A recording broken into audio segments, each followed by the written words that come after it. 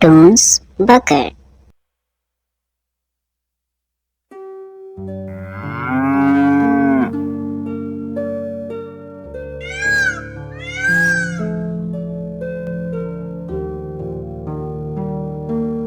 यह एक गांव में रहने वाले राम नाम के एक गरीब लड़के की कहानी है। राम एक अच्छा और दयालु इंसान था। वो अकेला रहता था। जब वो बच्चा था तो उसके माता पिता गुजर गए थे। राम अपनी रोजी रोटी कमाने के लिए खेतों में मजदूरी करता था। दूसरी ओर पाताल लोक में एक राक्षस अपनी ताकत से यमराज के सिंहासन को पाना चाहता था।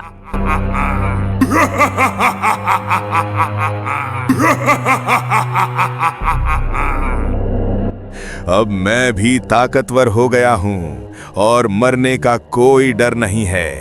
क्यों न मैं यमराज की गद्दी ले लूं अपने बाहुबल से। यमलोक में चित्रगुप्त से मिलने विष्णु जी आते हैं। प्रणाम प्रभु।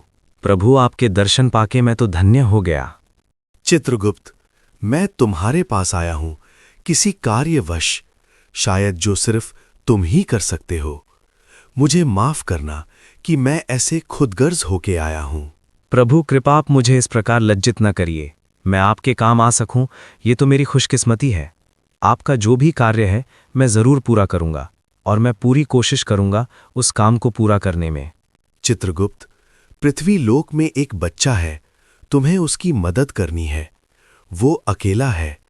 नियति को देखते हुए मुझे उसके माता पिता को भी उससे दूर करना पड़ा। ये कार्य तो करना ही है, पर साथ में एक और कार्य है। वो कैसे करना है मैं तुम्हें बताता हूं।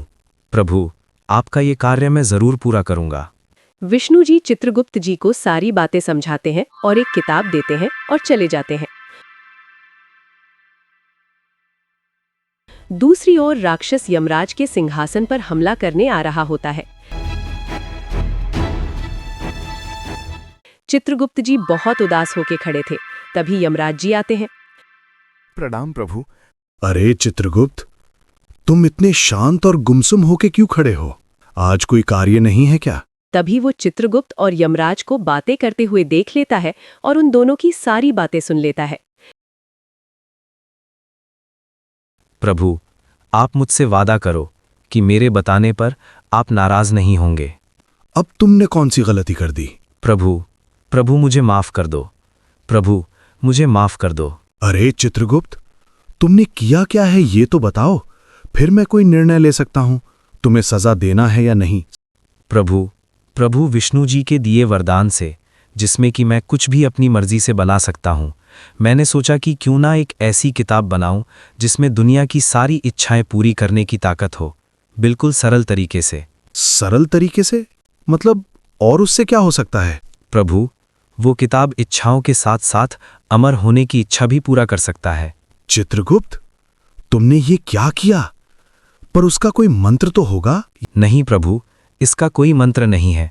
बस किताब के सामने खड़े होके बोलना है कि मुझे अमर होना है, और फिर उस किताब में सारी विधि अपने आप लिख जाती है, और जो लिखा है वैसा करने से कोई भी अमर हो सकता है। प्रभु, मुझे माफ कर दो। ये तुमने क्या किया चित्रगुप्त?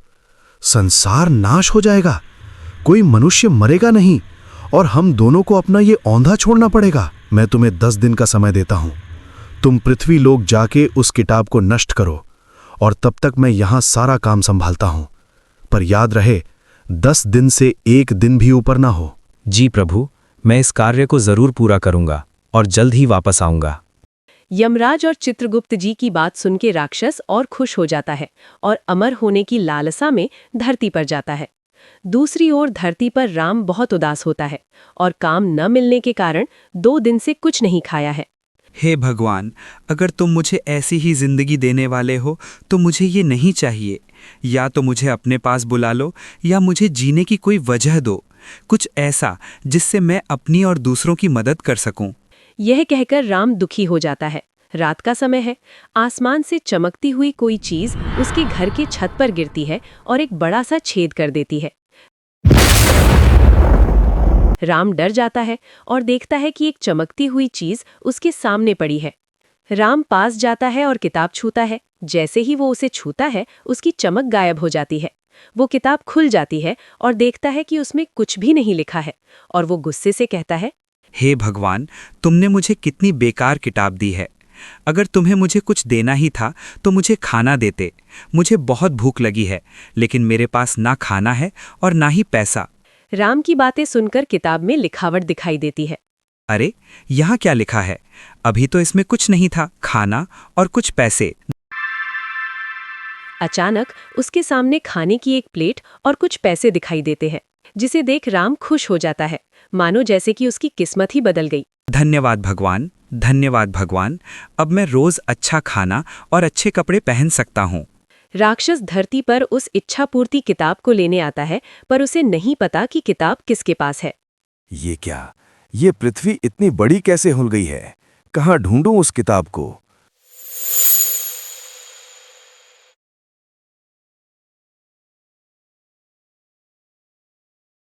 ये जगह ठीक है।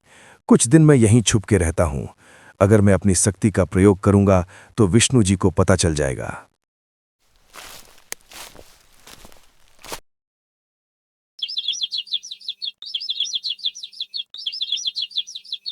कुछ साल बीत जाते हैं और राम किताब की मदद से अमीर बन जाता है। राम पहले से जवान और बड़ा हो जाता है और गरीबों की मदद करता है। ये लीजिए काका, अगर और पैसों की जरूरत पड़े तो बेझिझक मांग लेना। अपने खेतों की उपज पर ध्यान दो।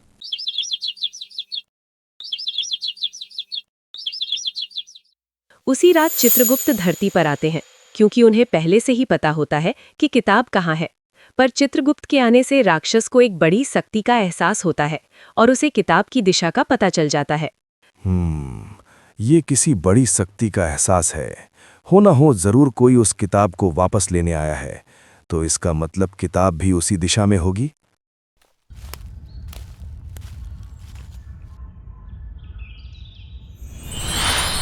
राक्षस एक कौवे का रूप लेके उसी गांव में पहुंच जाता है जहां राम रहता है, और सारी गांव में घूमने लगता है। राम गांव के मंदिर में गरीबों को खाना खिला रहा होता है। मंदिर के बाहर गांव का मुखिया भी होता है और राम को गुस्से से घूर रहा होता है। और तभी चित्रगुप्त आते हैं और अपना रूप बदल के राम से मिलते हैं।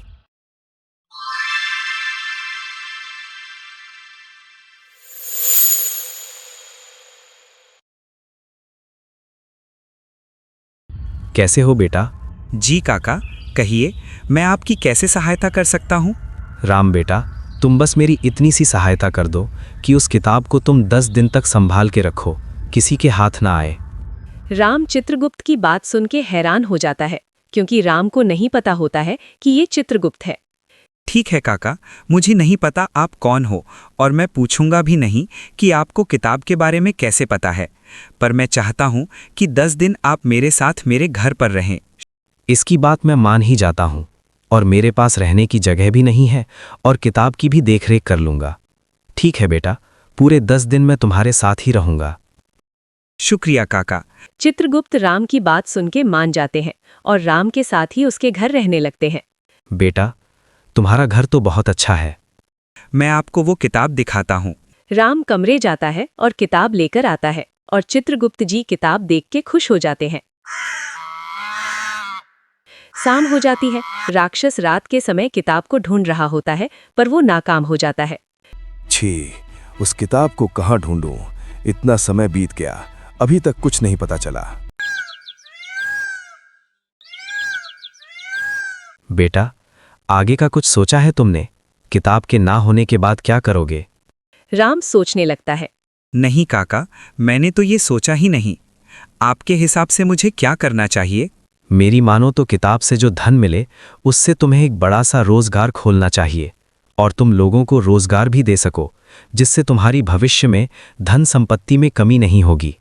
काका, आप सही कह रहे हो, मैं ऐसा ही करता हूँ। काश मेरे बाबा होते तो मुझे आज ऐसे ही समझाते। काका, आपका शुक्रिया। राम गांव में बड़ी सी सब्जी मंडी बनाता है, जिसमें आसपास के गांव के लोग भी मंडी में अपनी सब्जी बेचने आते हैं। और देखते ही देखते राम का बनाया बाजार शहर तक मशहूर हो जाता है, और गाड़ियों में सब्जी शहर लेके जाने लगे, जिसे देख गांव का मुखिया राम से और भी नफरत करने लगता है। अरे बेटा राम, तुम्हारी वजह से आज गांव का नाम दूसरे गांवों में लिया जाता है। तुम खूब तरक्की करो बेटा। तुम्हारा बहुत बहुत शुक्रिया काका। गांव का मुखिया राम से और भी नफरत करने लगता है। अरे छेदीलाल, जरा पता कर तो, इस राम के बच्चे के पास इतना धन आया कहां से? पर मालिक राम तो अभी कमारा ही है, उसकी तो शादी भी नहीं हुई, तो बच्चे कहां से आ गए? अरे मूर्ख, जितना कहा उतना पता कर, इतना धन उसके पास कहां से आ रहा है? राक्षस मुखिया की सारी बातें सुन रहा होता है। हो ना हो, जिसकी बात कर रहे हैं उसके पास जरूर वो इच्छा पूर्ति किताब होगी। राक्षस राम के घर की ओर जाता है। आज 10वें दिन की आखिरी रात होती है। चलो बाहर कहीं घूम के जाते हैं, घर में मन नहीं लग रहा है। ठीक है काका। चित्रगुप्त और राम बाहर चले जाते हैं और उनके बाहर जाते ही राक्षस राम के कमरे में आता है और बाहर पड़ी किताब को देख के खुश हो जाता है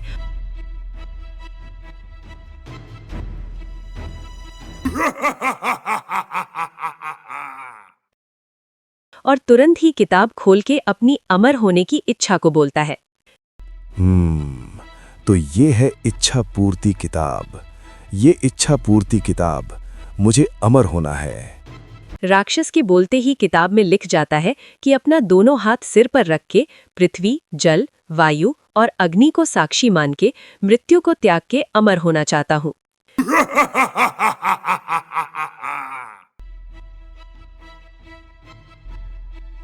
पृथ्वी, जल, वायु और अग्नि को साक्षी मान के मृत्यु को त्याग के। मृत्यु शब्द लेते ही राक्षस जल के राख बन जाता है और उसकी मृत्यु हो जाती है।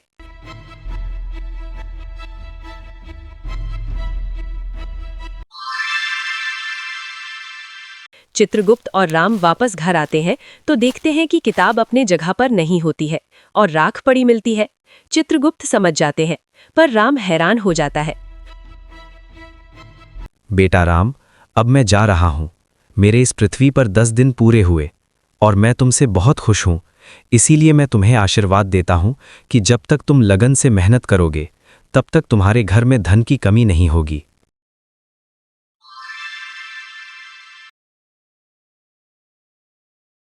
और फिर चित्रगुप्त वापस यमलोक में आ जाते हैं। चित्रगुप्त, कैसी रही यात्रा? बहुत सुखद प्रभु। अच्छा, तो ये बताओ, जिस कार्य के लिए पृथ्वी लोग गए थे, हुआ कि नहीं? जी प्रभु, वो हो गया। अब भूल के भी ऐसी भूल नहीं होगी। चित्रगुप्त, इस बार तो तुम्हें माफ कर दे रहा हूं, पर भविष्य में ऐसी गलती नहीं होनी चाहिए। और यमराज जी चित्रगुप्त से किताब के बारे में पूछते हैं। इतने में भगवान विष्णु जी आ जाते हैं। प्रणाम प्रभु। यमराज जी डरते हैं कि कहीं चित्रगुप्त की गलती का तो पता नहीं चल गया। आप यहाँ? आप मुझे बुला लेते। आपने इतना कष्ट क्यों किया? हमसे कोई गलती हो गई प्रभु? अरे नहीं यम जी, मैं तो बस चित्रगुप्त को धन्यवाद कहने आया था। तो मैं कैसे चित्रगुप्त को अपने पास बुलाता? मैं समझा नहीं प्रभु। यम जी, मैंने एक योजना बनाई थी जिसके जरिए एक राक्षस को मारना था, और ये कार्य सिर्फ चित्रगुप्त ही कर सकते थे। एक राक्षस के घोर तपस्या के कारण मुझे उसे वरदान देना पड़ा, और जिसके कारण वो इतना बलवान हो गया कि आपके सिंहासन को अपना बनाना चाहता था। नमो भगवते वासुदेवाय। ओम नमो भगवते। उठो पुत्र, मैं तुम्हारी तपस्या से प्रसन्न हुआ। मांगो, क्या चाहिए? उठो पुत्र। प्रणाम प्रभु, मैं तुम्हारी तपस्या से प्रसन्न हुआ। मांगो, क्या चाहिए? प्रभु, मुझे अमर होना है और संसार में सबसे शक्तिशाली होना। पुत्र, ये तो नियमों के परे है, ये मैं नहीं दे सकता। तुम कुछ और मांग लो। ठीक है प्रभु, आप मुझे ऐसा वरदान दो कि मुझे कोई भी हरा ना पाए। मैं जहां भी चाहूं वहां पर राज करूं, यहां तक कि आप भी मुझे ना हरा पाएं। ठीक है पुत्र, तथास्तु।